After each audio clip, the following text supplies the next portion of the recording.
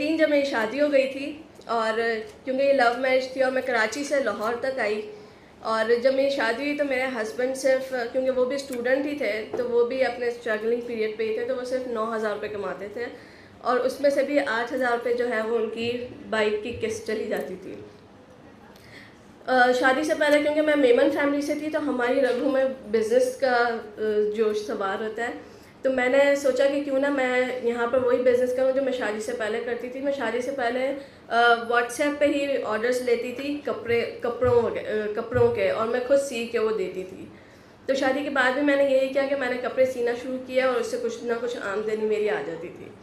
एक दिन मेरे नेबर ने मुझे कहा कि कराची की फ़ेमस डिश एक खाउसा है, वो आप अच्छी बना लेती होंगी।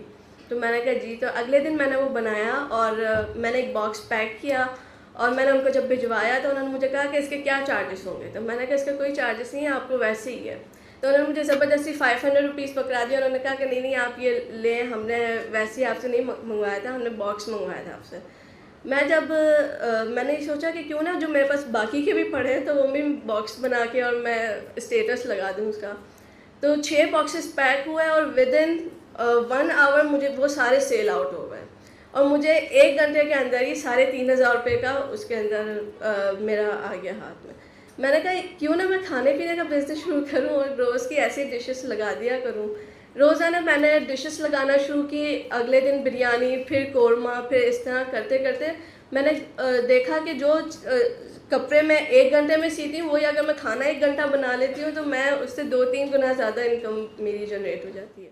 एक दिन मैं एक फैमिली गैदरिंग में बैठी थी तो वहाँ पर किसी ने मुझे मैंने किसी को कहते हुए सुना कि ये पढ़ी लिखी नहीं है इसलिए चूल्हे के आगे उसको जलना पड़ता है।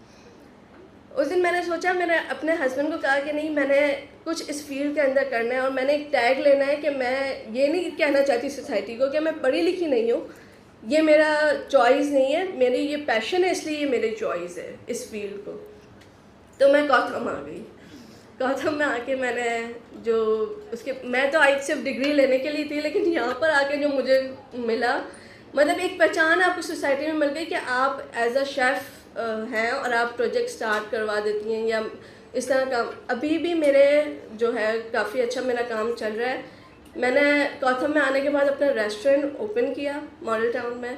गौतम में आने के बाद मैंने जो चीज़ें सीखी और मैं जो मेरे गोल्स बने वो बिल्कुल ही चेंज, मेरी डायरेक्शन ही चेंज हो गई। मतलब कहाँ मैं सोचती थी कि मैं सारी ज़िंदगी फूड पांडा पे ही रहूँगी और कहाँ अब मैं सोचती हूँ कि मैं इसको इंटरनेशनली लेकर जाऊँगी। ये मेरी सोच के अंदर तब्दीली आई।